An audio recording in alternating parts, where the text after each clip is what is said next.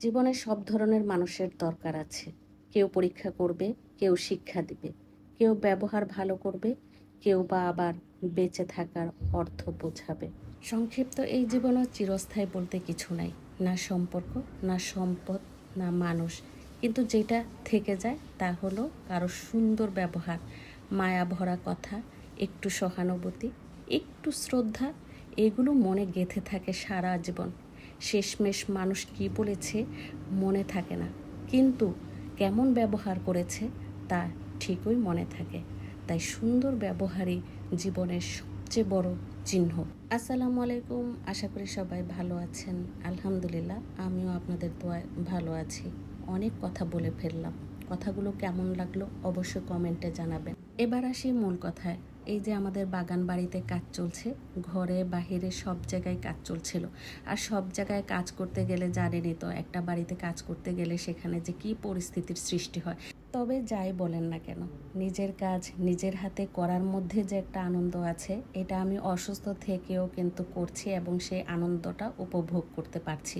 এই যে এত কাজ করছে, মিস্ত্রিরা কাজ করে চলে গেলে আমাকে অনেক কাজ করতে হয়। ঘর দুয়ার পরিষ্কার করা, রান্না বান্না, কোটা ধোয়া বাছা সব কিছুই করতে হয়। তবে আজকে রান্না থেকে একটু বিরতি পেয়েছি। কেন পেয়েছি সেটাও বলছি। আজকে আমার চাচির শাশুড়ি আমাদেরকে দুপুরে খাবারের দাওয়াত দিল। তাই দুপুরের খাবারের আয়োজন করা থেকে একটু বিরতি পেয়েছিলাম, কিন্তু রাতের আয়োজন তো করতে হয়েছে। রাতে আমি একটা আইটেমই করেছি, সেটা হচ্ছে চাল কুমড়া ভাজি করেছিলাম। নিজেদের বাগানের অথেন্টিক চাল কুমড়া, একদম কচি ছিল চাল কুমড়াটা। আর যে মিস্ত্রি কাজ করেছিল তাকে দিয়ে আমি বাগান থেকে সেই চাল কুমড়াটা তুলে নিয়ে আসছিলাম। এই যে এখানে তারা কাজ করছে, কত হাসি খুশি মনে কাজ করছিল, সাথে আমিও তাদের সাথে কথা বলছিলাম। আমাদের বাসায় যারাই কাজ করে তাদের সাথে আমি সবসময় চেষ্টা করি ভালো ব্যবহার করে তাদের সাথে হাসি খুশি মুখে কথা বলার। তারা যেন অন্য কোনো বাসায় যে বলতে না পারে আমি অহংকারী ছিলাম।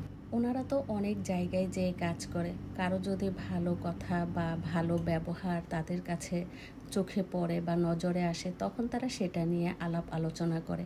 কারণ একটা মানুষের সুন্দর ব্যবহার, তার কথাবার্তা, চাল চলনে, আলাপ আলোচনা বা সমালোচনা যাই বলেন না কেন, চায়ের আড্ডায় কিন্তু এই সব কথা ওঠে। তো যাই হোক, আমি এখানে রান্নাবান্নার আয়োজন করছিলাম। যেহেতু দুপুরের আয়োজন করার কোনো টেনশন ছিল না, তাই ধীরে সুস্থে আমি কাজ করছিলাম আর স্বামীর সাথে কথা বলছিলাম। মিস্ত্রিদেরকে কি নাস্তা দেওয়া যায় সেগুলো নিয়েও আলাপ আলোচনা করলাম। তো যাই হোক, এই ছিল আমার ছোট্ট একটি ব্লগ। আর আমি যেহেতু আমার দৈনন্দিন কাজকর্ম কি করছি, কোথায় যাচ্ছি, কি খাচ্ছি, সেগুলো আপনাদের সাথে শেয়ার করি। তো এই কারণে আপনাদের সাথে শেয়ার করলাম আমার এই ছোট্ট ব্লগটি। যদি ভালো লেগে থাকে তাহলে লাইক কমেন্ট শেয়ার করে পাশে থাকবেন।